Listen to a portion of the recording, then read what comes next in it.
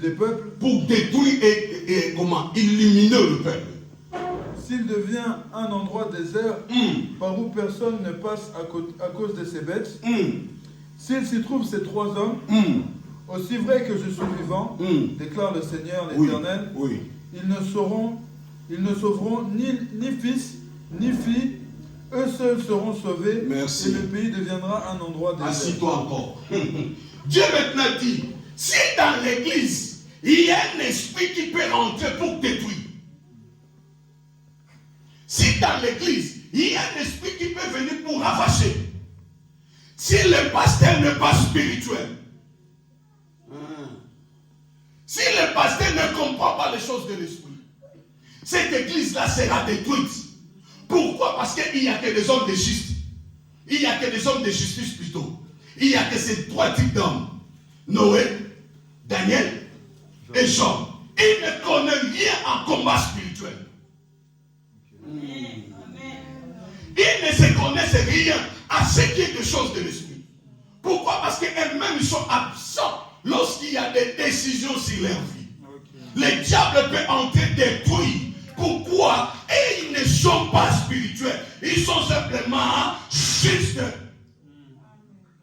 Je ne sais pas si ça vous dépasse. Bien aimé, tout pasteur ne sauve pas. Tout pasteur n'est pas un gardien. Tout pasteur n'est pas un surveillant. Il y a des pasteurs surveillants. Mais il y a des pasteurs qui vont ramener simplement dans la justice. Bandeko, que la paix du Seigneur soit avec vous. Alléluia. Mais il y a des pasteurs qui vous diront certaines choses de l'esprit se passent comme ça. Et nos églises aujourd'hui sont détruites parce que la Bible dit mon peuple périt faute de connaissances. Il y a certaines choses on veut comme nous priver de pécher et de prêcher sur cela. Bien aimé, l'homme ne m'a pas établi prédicateur de l'évangile. L'homme ne m'a pas placé prédicateur de l'évangile. Celui qui m'a placé, c'est le Dieu Tout-Puissant. Si quelqu'un ne comprend pas les choses spirituelles, c'est son problème. Mais moi, c'est que je sais. Dieu a différencié les serviteurs. Nous l'avons lu. Il dit, si pour la justice, il faut chercher qui? Noé, oui, Job aussi. Noé, Daniel et Job. Mais quand des bêtes féroces rentrent pour détruire, pour saccager, si seulement ces 3 hommes, ils vont tous tuer. Est-ce que vous avez compris?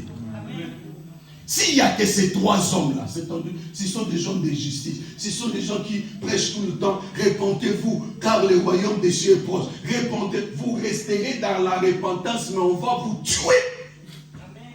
Vous resterez dans la repentance, mais on ne va pas prêcher la bénédiction. Vous resterez dans la repentance, on ne va pas vous parler de l'élévation de Dieu. Vous resterez là-dedans.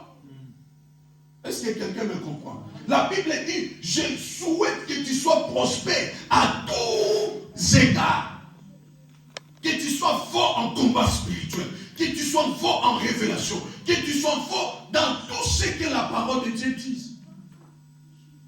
Je ne choisis pas les thèmes. Je parle de la totalité de la Bible. Alléluia. La Bible dit maintenant, parce qu'on m'a déjà fait signe. Job chapitre 42, le verset 5. Mon oreille en veut entendre parler de toi. Qu'est-ce que tes oreilles entendent? Et quel est cet homme qui te prêche la parole de Dieu? Il prêche quoi? S'il prêche que la justice, vous serez sauvés par la justice. Mais tous ceux qui vont venir après vont vous détruire. Qu'est-ce que Job avait attendu? Si tes enfants commettent le péché, va payer. Or, le péché est individuel. Comme le salut aussi est individuel. Quel est le message que Job avait entendu? Est-ce que quelqu'un me comprend?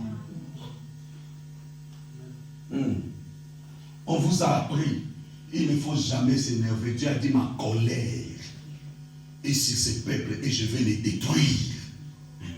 Dieu est aussi un Dieu de colère. Il y a certaines choses où nous prêche mal. Je prends des risques. Alléluia. Et j'accepte, j'assume. Amen. Bien-aimé, Dieu a dit ceci. Si des personnes ont des problèmes, ils viennent à l'église, ils veulent offrir. Qu'est-ce que Dieu dit? Il faut retourner avec vos offrandes. Dieu dit, hein, tu vois ce qui est arrivé à l'église, laisse ça là. Laisse l'offrande. Toi, va. Règle ton problème. Mais l'offrande est déjà restée à l'église, non? C'est déjà l'offrande de l'église, n'est-ce pas? Que tu arranges ou que tu arranges pas, l'offrande est restée où? Non, je ne sais pas si quelqu'un me comprend. Alléluia. Il dit, laisse ton offrande, va arranger. Et ensuite, il revient pour donner. C'est-à-dire, tu as arrangé. Si tu n'arranges pas, tu restes là-bas. Et l'offrande reste où? C'est Dieu qui a dit. Alléluia. Dieu a rajouté que la parole est plus qu'un couteau à double tranchant. Si je te loupe en aller, ne sois pas certain que je vais te louper en retour. Est-ce que quelqu'un me comprend? Mais il dit à Pierre, je ne suis pas venu pour livrer ce genre de combat. Remets ton couteau à sa place. S'il n'avait pas d'utilité, il lui dira, jette ça. Mais si je remets le couteau à la place, c'est-à-dire son utilité n'est pas encore finie. Ah. Est-ce que quelqu'un me comprend? Si je n'ai pas besoin de couteau, Dieu me dira quoi? Jette ça. Ce n'est pas utile. Mais il dit ceci, remets ça à sa place. Pour moi, le combat est spirituel. Mais il arrivera un moment, Pierre, tu auras besoin de ton épée. Est-ce que quelqu'un me comprend? Quand ils viendront, il faut les couper sérieusement. Et vous verrez, quand ce temps-là est arrivé, Pierre a dit à Ananias, pourquoi vous avez agi comme ça, menti contre le Saint-Esprit, que la mort entre. Le couteau est sorti, il a coupé, et Ananias a connu la mort. Est-ce que quelqu'un me comprend? Le couteau dans l'évangile présente quoi? La parole, n'est-ce pas? Pierre, ce n'est pas à toi de livrer ce combat, laisse mon combat. Mais ton combat à toi viendra. Et au moment où le combat viendra, c'est le moment où tu vas sortir ton couteau. Est-ce que quelqu'un me comprend? Il y a certaines choses de la Bible qu'on nous avait mal prêchées. Job a dit, mon oreille avait entendu parler. Et la Bible descend dans le verset 8. Les amis de Job, je suis en colère contre vous. Pour que je puisse vous sauver, il faut que vous alliez vous agenouiller devant Job. Payer des offrandes. Payer des actions de grâce. Pour que Job prie pour nous.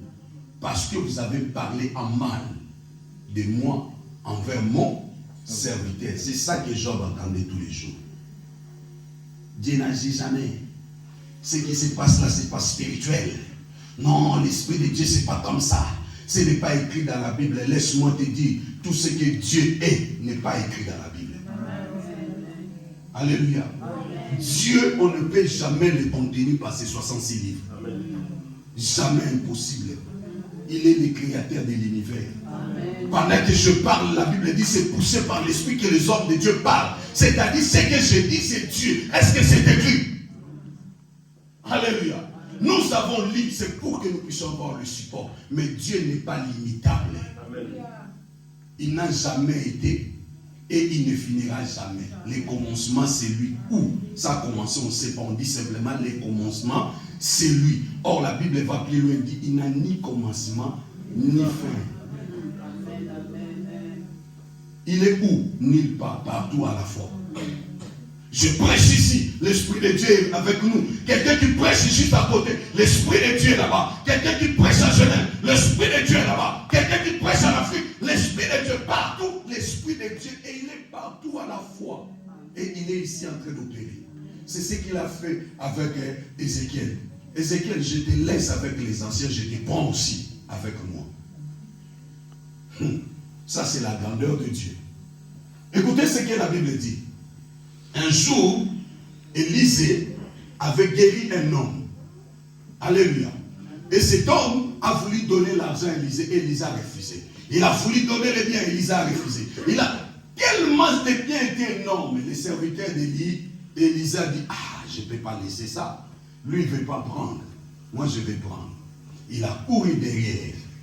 Il a pris l'argent. Il a caché. Il revient auprès d'Élisée. Élisée pose la question à Géasi, tu étais où? Il dit, non, j'étais là, je parlais, je faisais le protocole, j'arrangeais les choses. Il dit, pendant que tu étais en train de prendre, mon esprit était avec toi.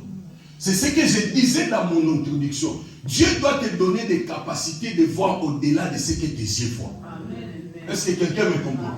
Il dit, pendant que tu prenais, mon esprit était avec toi. Élisée, tu étais où? J'étais ici à la maison, mais mon esprit était là où tu étais.